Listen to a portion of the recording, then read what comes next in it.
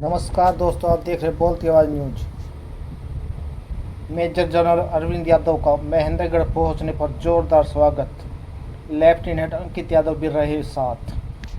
महेंद्रगढ़ में जनरल अरविंद यादव के आगमन पर यादव सभा द्वारा उनका भव्य स्वागत किया गया।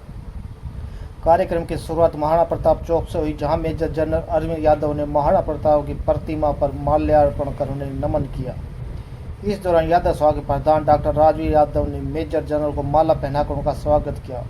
इसके बाद मेजर जनरल अरविंद यादव को गाड़ी में बिठाकर बैंड बाजों के साथ शहर में जोरदार जुलूस निकाला गया। जुलूस महाराणा प्रताप चौक से होते हुए राव तुलाराम चौक पहुंचा, जहां पर उन्हें राव तुलाराम की प्रतिमा पर माल्यार्पण कर श्रद्धांजलि अर्पित की। इसके पश्चात जुलूस बस स्टैंड से गुजरते हुए यादव सभा परिसर पहुंचा।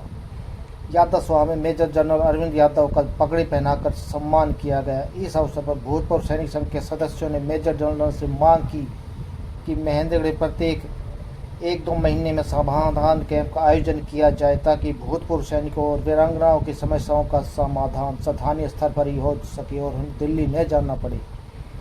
वहीं कुछ अतिथियों द्वारा ही रेजिमेंट की मांग भी उठाई गई। इस पर मेजर जनरल अरविंद यादव ने कहा कि समाधान कैंप की मांग को तो वे अपनी आगामी बैठकों में रखेंगे और इसे जल्द शुरू करवाने का प्रयास करेंगे।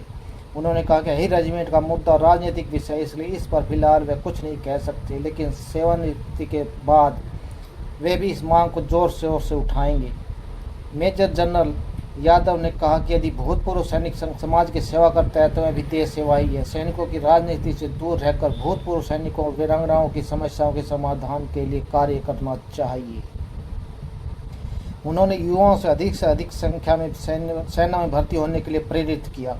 अंत में यादव सभा के प्रधान डॉक्टर राजवीर यादव ने मेजर जनरल अरविंद यादव को महेंद्रगढ़ आगमन पर सभी समाज के लोगों की ओर से उनका आभार व्यक्त किया गया। देखिए एक रिपोर्ट।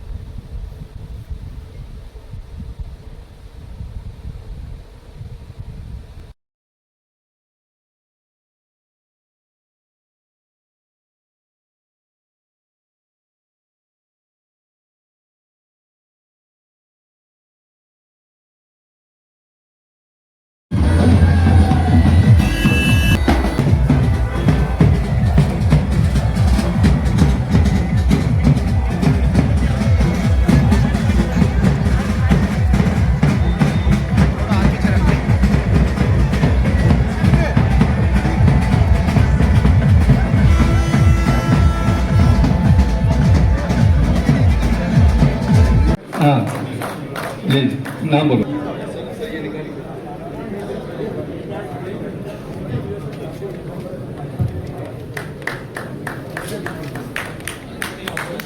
यादव जी, वीरभद्र यादव जी सरपंच पाएगा। सरपंच एसोसिएशन, कृपया जो जिनका सम्मान हो चुका है, जो आ चुके हैं मंच पर, कृपया वो अपना स्थान ले लें ताकि ठीक से फोटो हो जाए। जिन्होंने सम्मान यहाँ पर कर दिया है वो कृपया आगे। हाँ, ये फोटो हमारे लिए प्रेरणा। और उनके प्रधान, प्रजापत समाज के प्रधान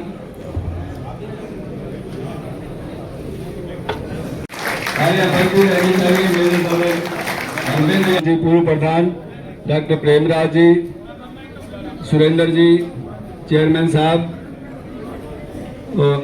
ये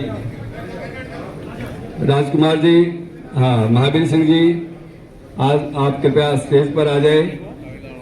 हमारे प्रधान, भूतपूर्व प्रधान डॉक्टर राजवीर जी, वर्तमान में प्रधान, और हमारे रामस्वरूप जी, संगठन की तरफ से, सेना संगठनों की तरफ से, वो भी मंच पर आ जाएं। राव रामकुमार जी पहुंच गए क्या? राव रामकुमार जी को लेके आओ भाई। हाँ,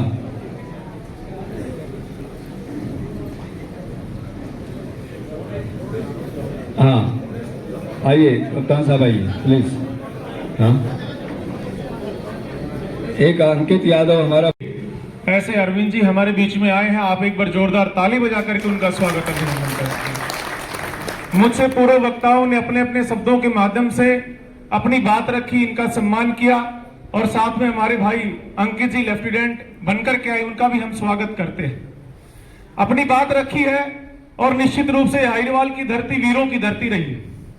और मान्यवर, आज आपके बीच में लंबे समय से भूतपूर्व सैनिक संघ के इस पदाधिकारियों की समस्त जनता की एक बड़ी मांग थी, यहाँ एक सैनिकों के शहीद जो परिवार हैं उनके प्रति हमारी सहानुभूति है, लेकिन जो हमारे शहीद हो चुके थे उन सैनिकों के लिए एक स्थान जहां हम उनको 1971 की बात करूं, 62 की बात करूं, करगिल युद्ध की बात करूं, ऐसा एक स्थान हमें मिल जाए जहां हम पुष्प अर्पित कर सकें, उनको याद कर सकें। और क्योंकि बताना तो माननीय हमारे भूतपूर्व सैनिक संघ के प्रधान जी को थोड़ा सा भूल गए, आज हमारे बीच में संग्रहालय इस पार्क के अंदर तैयार हो रही है, हमारे लिए बड़ी खुशी की बात है। और मैं आपसे एक निवेदन भी करता हूं कि आप उसका अवलोकन भी करें और जब यहां से प्रस्थान करें तो उन सैनिकों को याद करते हुए पुष्प अर्पित जरूर करके जाएं, ऐसा मेरा आपसे निवेदन है।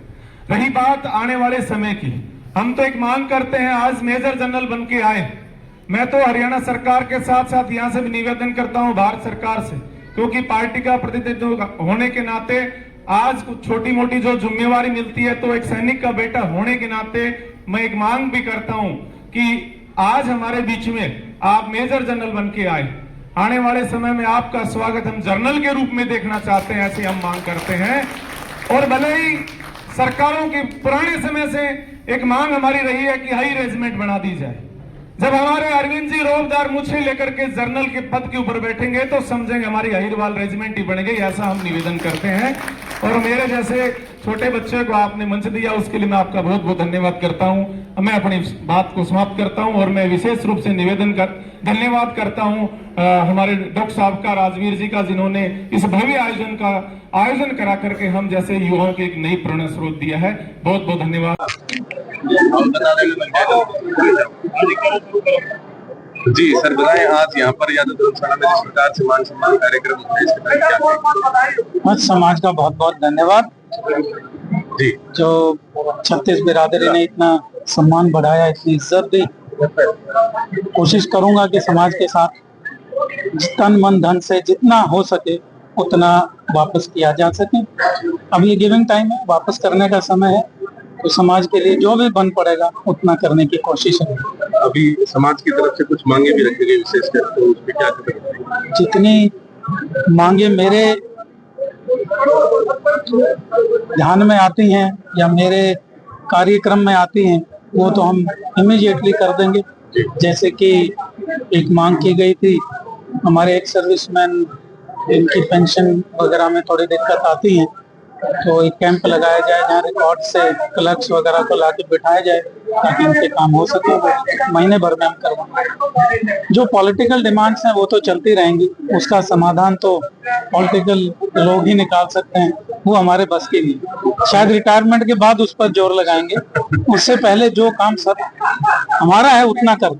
अभी समाज से बहुत ज्यादा लोग जो है सेना में कार्यरत और अही रेजिमेंट को लेकर इन्हीं मंचों से काफी बार मांग उठती है। ये एक पॉलिटिकल इशू बन चुका है, इसलिए इस पे मेरा कमेंट करना बिल्कुल भी उचित नहीं रहेगा। साथ में जैसे आप युवा पीढ़ी आ चुकी है, क्या कहेंगे हमारे क्षेत्र से? आप पहले सिर्फ जवान होते थे लेकिन आज ऑफिसर। नहीं, बहुत अच्छी बात है, यही तो समाज में बदलना है। पहले हमारे पास सहूलियत नहीं थी, पढ़ाई नहीं थी, स्कूल दूर दूर थे। मेरे गाँव का अपना स्कूल 5वीं तक, लेकिन अभी आप देखो कितने बढ़िया स्कूल यूनिवर्सिटीज खुल गई हैं, तो बच्चों को जैसे मौका मिलेगा ये लोग दिखाएंगे आपको।